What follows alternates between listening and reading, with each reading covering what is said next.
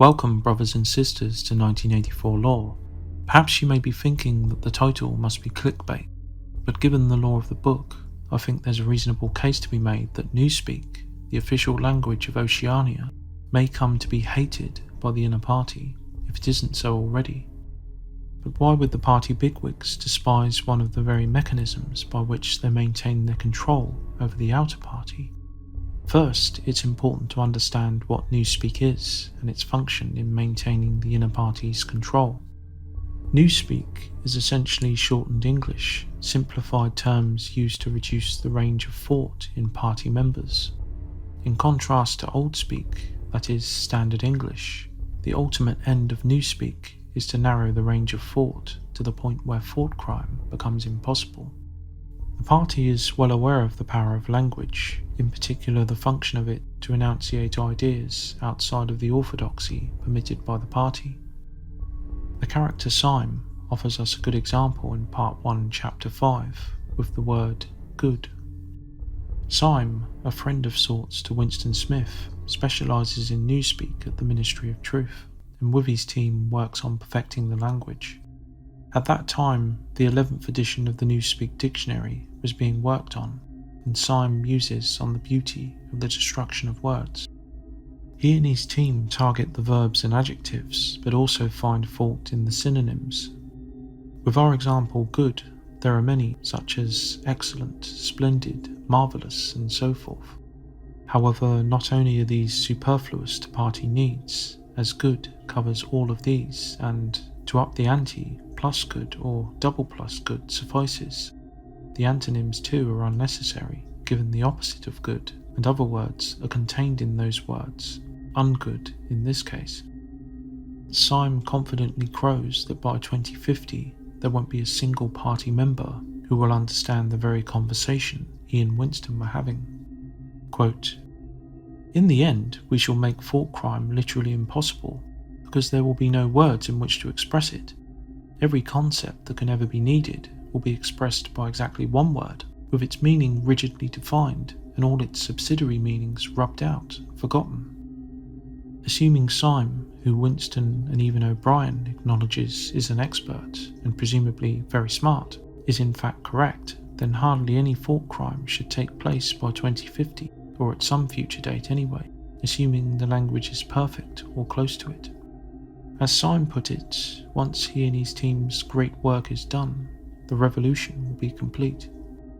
Interestingly, however, this severe reduction, if not outright elimination of thought crime, is completely inimical to the ultimate aim of the entire party structure to begin with.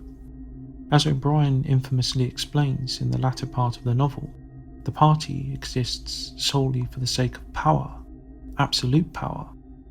Given this, those few who exercise said absolute power, by definition, must have victims to exercise it upon.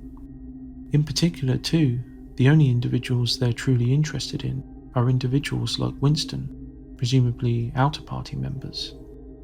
In this twisted way then, the party, specifically the inner party, need thought crime to exist, and in numbers where they can all exercise that absolute power. This is why O'Brien frankly says, quote, "The heretic, the enemy of society, will always be there, so that he can be defeated and humiliated over again. Everything you have undergone since you have been in our hands, all that will continue, and worse. The espionage, the betrayals, the arrests, the tortures, the executions, the disappearances will never cease.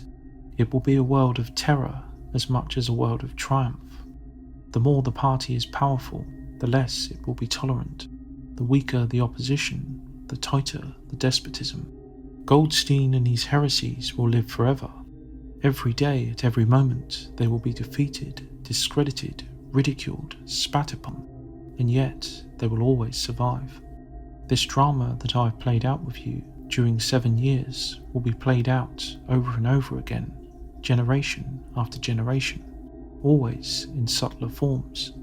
Always we shall have the heretic here at our mercy, screaming with pain, broken up, contemptible, and in the end, utterly penitent, saved from himself, crawling to our feet of his own accord. A lengthy quote, but certainly worth revisiting. Thought criminals and heretics must exist then for the whole apparatus of the world to have any meaning. This of course begs the question as to why Newspeak even exists to begin with, given it's incompatible, if ultimately successful, with why the system exists to begin with. I think of it along the same lines as the Anti-Sex League.